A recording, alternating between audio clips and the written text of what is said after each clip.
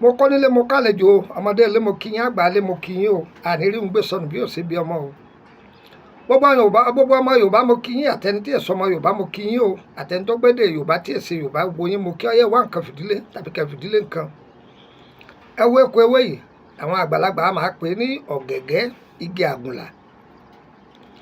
àǹfààní tí ń bẹ lára ewé yìí ò kéré pàápàá jùlọ ìwọ tó bá ní àtọ̀sí máa gbo ewé yìí àá sè é pẹ̀lú kánbílálà díẹ̀ kó máa mú ní agbára ọlọ́run olóòní sábàbí ẹ sọ pé ó dení ewé yìí tí a bá ń sè é mu ewé yìí nìkan lásán tí a bá ń sè é mu kì í jẹ́ kí àìsàn káìsàn kó dúró lára ẹni ewé tó ń wò yìí tẹ bá wá mú ẹrẹ wẹ́wẹ́wẹ́wẹ́ ẹ sá síbò jẹ́ ẹjọ́ gbẹ ẹ lọ́ lúbúlúbú ẹ dà á sínú oyin ẹ máa la ọgbọ́n àrùn ọ̀sà ewé tẹ̀ ń wò yìí ọgbọ́ tàbí èèyàn bá ní ara bá ṣàdédé máa já yàn jẹ ara máa ń yúnyàn ewé yìí ẹrẹ wẹ́wẹ́wẹ́wẹ́wẹ́ ẹ sá síbò jẹ́ ẹjọ́ gbẹ ẹ wá tún lọ ẹ wá sọ́fọ̀ tá à ń pè ní míòrùn ẹ lọ́ papọ̀ mọ́ ẹ pò mọ́rì ẹni tẹ́ni tára máa jájẹ yìí ẹni kọ́ máa fi para ara rẹ̀ ọ̀dàn wa ni bẹ́ẹ̀ ni ọ̀gẹ̀gẹ̀ igi àgùnlà tàbí ẹni tí ó bá ní àrùn ìbálòpọ̀ tàbí láti fi dènà àrùn ìbálòpọ̀ ẹ máa lò ó ṣe rí ewé yìí pàápàá jùlọ ẹ̀yin obìnrin sẹ́wọ̀n pé ojoojúmọ́ lẹ gbọ́dọ̀ máa treat infection ẹ já ewé yìí kẹsẹ̀ kẹ fi sterilize ara yín torí àwọn tí ò gbọ́ Gẹ̀ẹ́sì tẹ́ bá ti ṣe ẹ dà á sínú ike kan kẹ wá jókòó lé kóoru rẹ̀ kó máa wọ flat yín ó ti yẹ yín bí ìyámàpó yín kó máa wọ bẹ̀ dáadáa ẹ rí i pé infection yóò jìnnà sí yín ṣùgbọ́n yìí náà ṣọ́ra o kẹ máa wọ yàrá oníyàrá káàkiri kẹ máa ṣáàjì fóònù káàkiri tí wọ́n bá ti ń ṣáàjì yín ẹ̀yin náà mọ̀ ẹ mọ̀ máa ń lóòdù yín káàkiri pọ́blẹ́mù tiẹ̀ nìyẹn ì máa ń dènà àrùn ìbálòpọ̀ ó sì dáa fọkùnrin náà tí bá ń lò ìyẹn bẹ́ẹ̀ ìwọ tí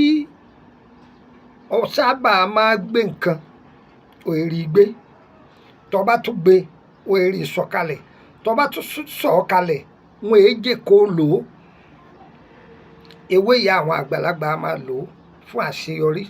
ọlọ́run lọ́ba aláṣeyọrí o ọlọ́run lọ́ba aláṣeyọrí òun ló lágbára lórí gbogbo nǹkan o ó wá tọ́ka ewé yìí fún wa tí èèyàn bá ń lò ó fún ẹni tí àwọn ẹ̀mí òkùnkùn bá ń da nǹkan rú mọ́ lọ́wọ́ ọ̀rọ̀ rẹ̀ yóò sì máa gún gẹ́gẹ́ bóyá èèyàn nínáwó níwájú ó di owó kan jọ ó ní owó yìí o mo fẹ́ fi ra lẹ̀ ni wọ́n ti fẹ́ sẹ́ndì owó ṣàdédé ni wọ́n sọ pé nǹkan kan dé owó yìí ó bá túká tàbí ẹni tó sẹ́ndì owó sí wọn gbowó sá lọ ńlẹ̀ má rí ẹlòmíì ọ̀rà lẹ̀ ilẹ̀ kíní tọ́ra wọ́n gbà ilẹ̀ kejì tọ́ra wọ́n gbà omi wọn tiẹ̀ ti kọ wọ́n wo wọ́n máa ń fi dènà pé káyé ọ máa sọ àbúrú sínú ayé ẹni ìwọ ìyá ọmọ rẹ fẹ́ lọ sẹ̀sáàmù ni ọ fẹ́ lọ bí ẹ̀yẹ kan ni ẹ ṣe ewé yìí ní àgbo ẹ jẹ́ kó fi wẹ̀ tó bá ti kún ọjọ́ gẹ̀rẹ́gẹ̀rẹ́ tí kíní yẹn ń bọ̀ wá ẹ jẹ́ kó máa fi ewé yìí wẹ̀ ẹ ṣe é lágbo kọ́mọ yìí ọ máa fi wẹ̀ ní agbára ọlọ́run ọmọ yẹn láṣeyọrí ṣùgbọ́n bàgbàlagbà ṣe é lò ó ta ní kókó ó dijọ́ mi ọjọ́ ọ̀lẹ́ aláboyún lò ó fẹ́ni tó jẹ́ pé àti bímọ rẹ̀ ọba léwu tàbí ẹni tó jẹ́ pé ń ṣe àwáàrí mọ̀tàyẹ́ náà kókó ó di ọjọ́ mi ọjọ́ rẹ̀ orúkọ mi ni Lukman ọmọ Ayédáre bàbá ọgbọ́n ọmọ ọ̀dọ̀ àgbà ayé wa kò ní yẹ ẹ lẹ̀ fún àǹfààní ẹ̀yin tí ẹ fẹ́ ìtọ́jú ara lánàá ewé àtìgbò ẹ kàn sí Lukman ọmọ Ayédáre bàbá ọgbọ́n ọmọ ọ̀dọ̀ àgbà mo wà lórílẹ̀‐èdè Côte d'Ivoire àbáyé wọ́tọ̀ ọba fẹ́ èmi ni atúndè ní ẹ̀yọ́nú ní ìdènà ẹ̀mí òkùnkùn ní ìdènà fàárà ní sẹ̀ẹ̀kansùn lọ bẹ́ẹ̀ lọ lóríṣiríṣi ẹ̀kan sí wa yọ yẹ wa kò ní yẹ ẹlẹ́mu tá a fẹ́ lọ ọlọ́run ó ṣe èyí tá a fẹ́ ọlọ́run yóò lè jìnnà sí wa bí fídíò yìí bá dọ́wọ́ rẹ̀ má dé mọ́lé ẹ̀ máa pín agbára ọlọ́run títí ọ̀sẹ̀ tá a mú yìí ẹ pàdé mi ní orílẹ̀-èdè Benin láti bẹ̀ tí má ti lọ ọjọ́ péréte díẹ̀ ọ̀n lọ Nàìjíríà tí wàá lọ ọlọ́run ó ṣe kò ní ṣe tọ̀tọ̀ a nọ́mbà Nàìjíríà yìí +234803298 orí rẹ̀ ni ẹ ti máa bá mi sọ̀rọ̀ ní WhatsApp ǹjẹ́ ẹ gbọ́ báyìí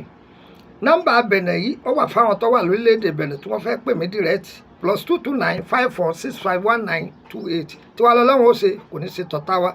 nọ́mbà orílẹ̀‐èdè Côte d'Ivoire mi òun lẹ́ ń wò yìí ẹ pé lọ́wọ́ kan ní gbé ire kàbìtì.